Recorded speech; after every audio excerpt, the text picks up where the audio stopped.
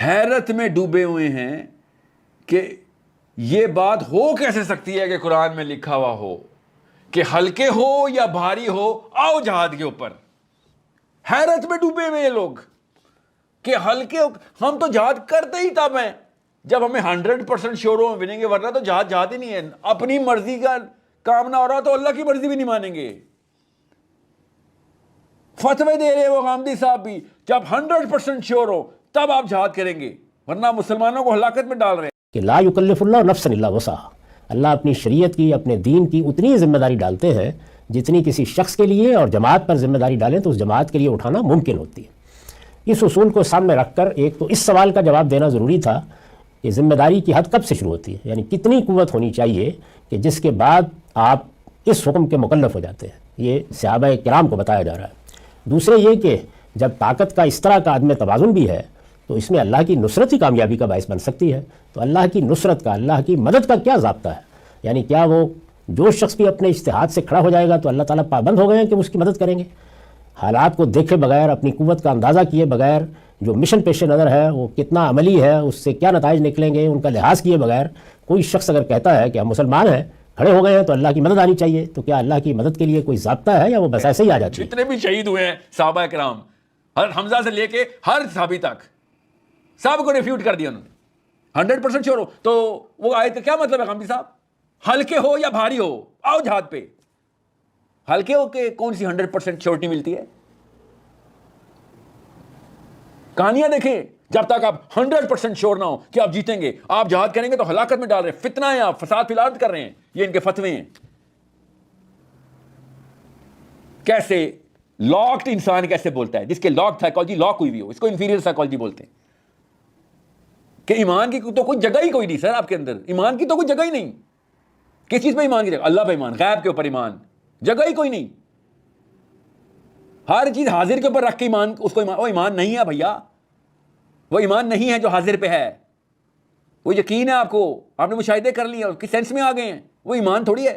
اور قرآن نے تو 95% چیپٹر ایمان پہ لکھ دیا ہے. اللہ عز و جل نے کہا آپ تمام لوگوں کے لیے جو امریکہ کو رب مان کے بیٹھ گئے ہیں کہ کیا چاہتے ہو, اللہ فرشتوں کے پر لگا کے بادلوں پہ آ کے بیٹھ جائے, تم اس کو دیکھ لو, یہ چاہتے ہو؟ پھر آتے ہیں اسی کہانی پہ کہ یاجوج ماجوج کھل گئے ہیں اور مسلمان فوجی زمین پہ لیٹ گیا کہ اوپر آ کے تلوار چلا میرے. یہ ہے اس وقت کا 100% لینڈسکیپ کہ پاکستان ایسے لیٹ گیا کہ امریکہ اسرائیل میں جو کچھ مرضی, بچے مار دو, ہمارے مار دو بچے, امریکہ نے پیچھے امریکہ ہے, لیٹ جاؤ سارے, لیٹ جاؤ سارے. وہ مار دے تو اس کی ثواب دید, چھوڑ دے تو اس کی ثواب دید. ہم لیٹ گئے بھائی, مارو ہمارے فلسطینی, مارو سوڈانی ہمارے, مار دو سارا سوڈان, کل ہماری باری آ جائے گی مار دیں گے.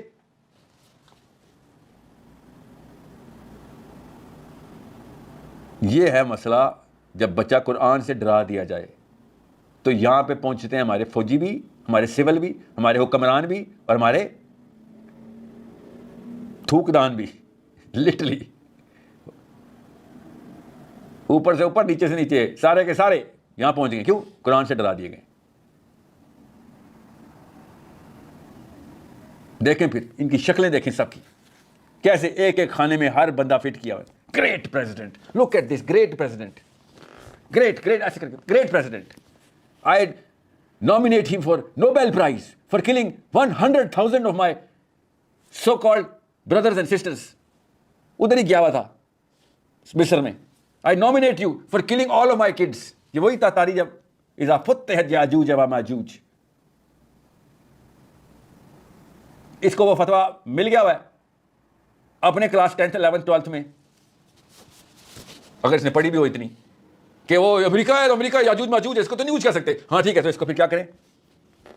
میں کون سے ٹی وی چینل پہ نہیں گیا ہوں اس پچھلے مہینے میں, ہر بندہ کہہ رہا ہے آپ کو نہیں پتا بڑی فراست کا کام کیا شہباز شریف نے, بڑی فراست کا کام کیا. کیوں؟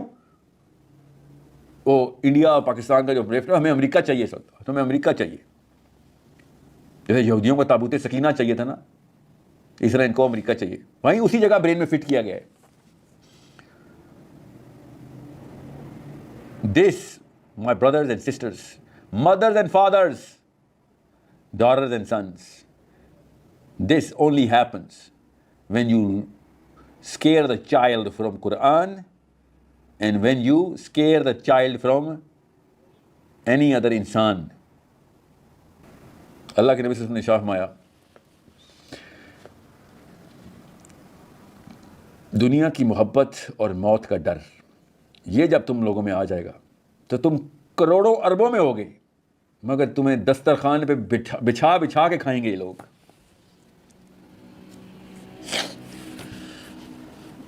सो मौत का डर अटैच किया गया है किन चीज़ों से? देखें ज़रा, किन चीज़ों से? इन चीज़ों से. ये क्यों होता है? कुरान में क्लियरली लिखा हुआ है कि हो कैसे सकता है कि अल्लाह की इजाज़त के बगैर तेरी रूह निकल जाए? हो कैसे सकता है? पढ़े सूरह फुरकान, ये हो कैसे सकता है? अमेरिका को नहीं तो आर्मी को नहीं तो सियासतदान को रब का दर्जा दिया हुआ है. अल्लाह की कसम, कुरान पाक की आयत सुनाना सूरह निसा की कि ये ऐसे डरते हैं इंसानों से जैसे कि अल्लाह से डरने का हक है. आगे सुनिए अल्लाह क्या कहते हैं, या फिर उससे भी ज़्यादा डरते हैं जितना अल्लाह से डरने का हक है. ये अल्लाह ताला के अल्फाज हैं. ये उससे भी ज़्यादा डरते हैं उन इंसानों से जितना डर अल्लाह का हक है. ये है उस आयत की तफसीर का एक पहलू. वल्लाहु आलम. ऑब्वियसली कुरान की आयत है, 50,000 एंगल हैं इसके. तो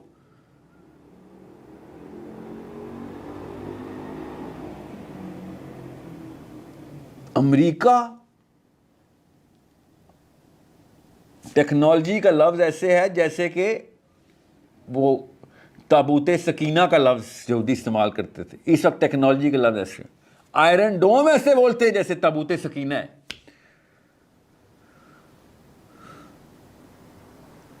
हर जगह पे गैर अल्लाह को अल्लाह का दर्जा दिया जा रहा है. क्यों? ब्रेन की स्ट्रक्चरिंग, माइंड की स्ट्रक्चरिंग, साइकोलॉजी की स्ट्रक्चरिंग ऐसे कर रहे हैं बच्चों की हम. साहिल साहब, आप नशा कौन सा करते हैं जो अमेरिका के खिलाफ जंग करने की बात करते हैं? हमें बस ये बता दें. ये जुमले मिलते हैं मुझे. सच का नशा है, हक का नशा, उसका नशा ही और है.